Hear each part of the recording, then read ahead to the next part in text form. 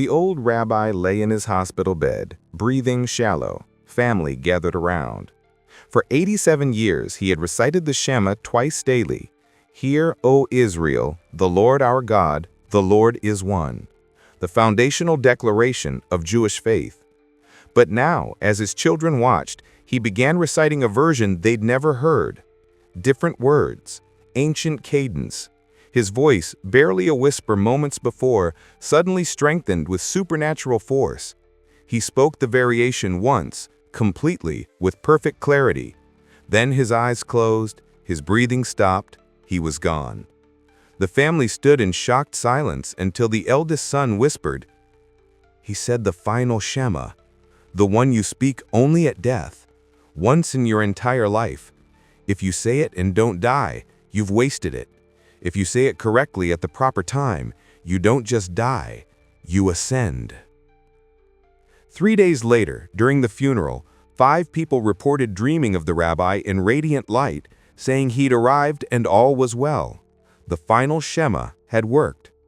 Tonight, you'll discover this dangerous prayer variation, why speaking it incorrectly can kill you prematurely, and the one circumstance when saying it before your deathbed becomes not only permitted, but necessary. The Shema everyone knows. Every observant Jew recites the Shema morning and evening.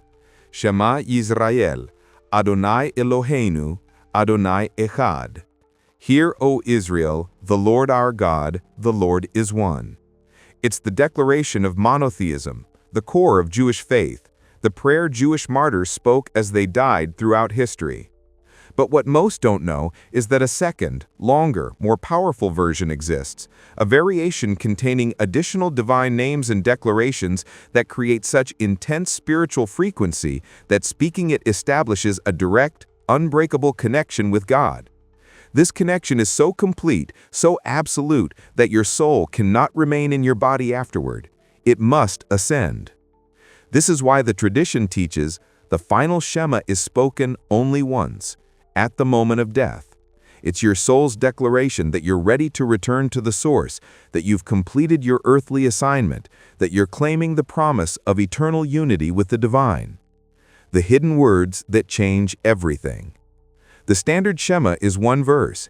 The final Shema adds 3 additional lines, each containing a divine name so powerful that speaking it creates ontological shift, literally changing the nature of your existence from physical bound to spirit released. The second line invokes the name Ahyeh Asher Ahyeh, I am that I am, the name God spoke to Moses at the burning bush. When you speak this name in the final Shema, you're declaring your recognition that only God truly is, and that your own existence is derivative, temporary, ready to dissolve back into the eternal I am.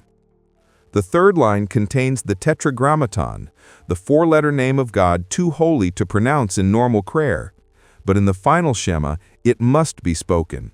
This is the only prayer where pronouncing the ineffable name is not only permitted, but required. Speaking it creates a breach in the veil between dimensions that your soul can pass through. The fourth line is the most dangerous, a declaration that you release all attachments to physical life and claim your portion in the world to come. Once spoken with full intention, there's no spiritual mechanism for returning to normal embodied existence. You've severed the connection. The historical deaths.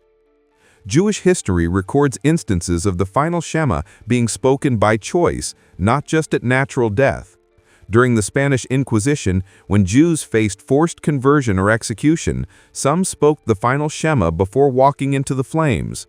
They chose martyrdom with spiritual precision, dying not as victims, but as souls consciously returning to God through the power of this prayer. Rabbi Akiva, tortured to death by Romans for teaching Torah, recited the final Shema as his flesh was torn with iron combs. His students, watching in horror, asked how he could remain focused on prayer during such agony. He replied, "All my life I've wondered if I'd have the strength to fulfill, 'You shall love the Lord your God with all your soul,' meaning even if he takes your soul. Now I have the opportunity."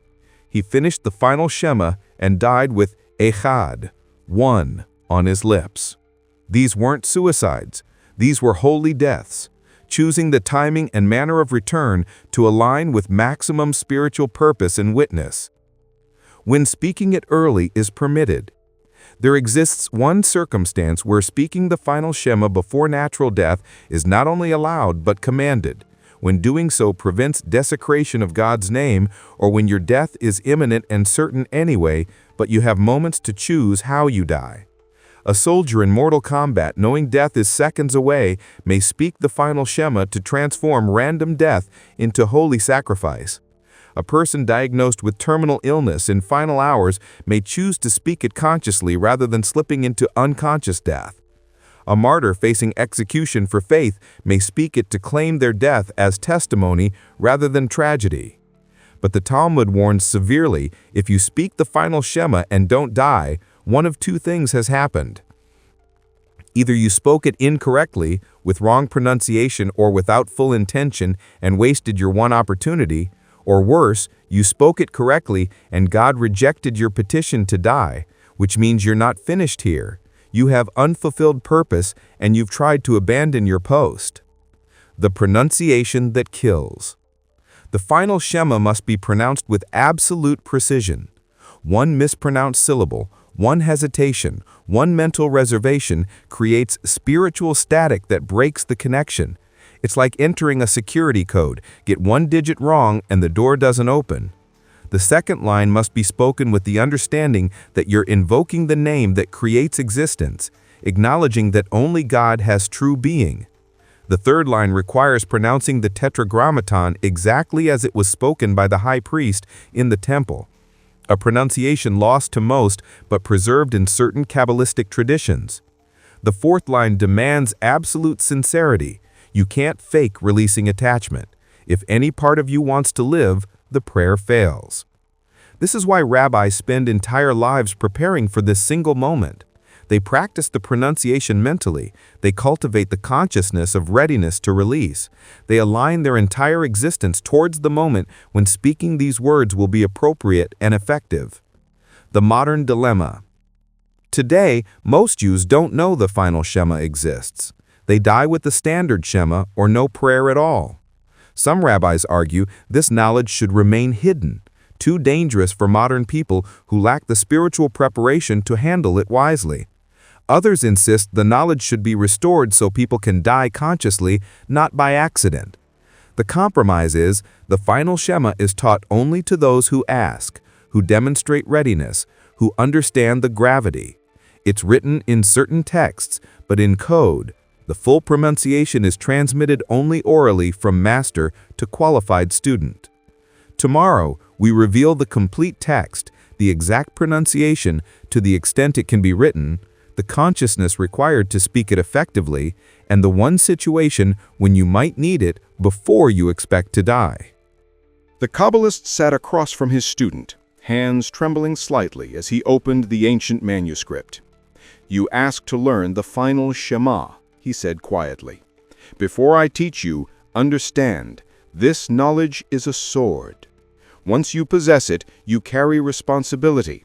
You'll know how to release your soul intentionally. Every day you live afterward is a choice not to speak it. Are you ready for that weight?" The student nodded. The teacher began. "The preparation is more important than the words. You could pronounce it perfectly with wrong consciousness and nothing happens, or speak it imperfectly with right consciousness and your soul departs immediately. Intention is everything." Over the next hour, the teacher revealed what he'd learned from his teacher, who learned from his teacher, in an unbroken chain back to the survivors of the temple's destruction. When finished, the students sat in silence for long minutes. Finally, "I understand why they hide this. It's not just dangerous, it's freedom. The ultimate freedom to choose your moment of return. Now you'll learn the complete text, the preparation required, and when this prayer transforms from forbidden to necessary." The complete four-line text. Line 1 is the standard Shema, everyone knows.